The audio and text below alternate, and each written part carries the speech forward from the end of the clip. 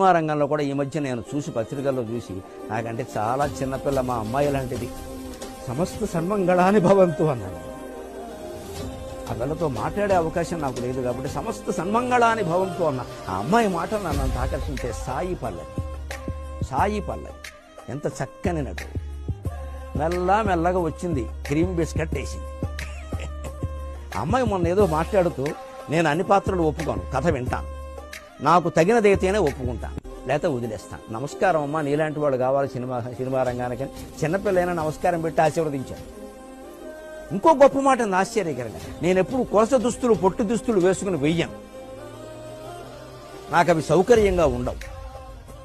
ఎందుకు చెప్పిందంటే ఆ మాట, నా తల్లిదండ్రులు నా సినిమా చూసి గర్వించాలి.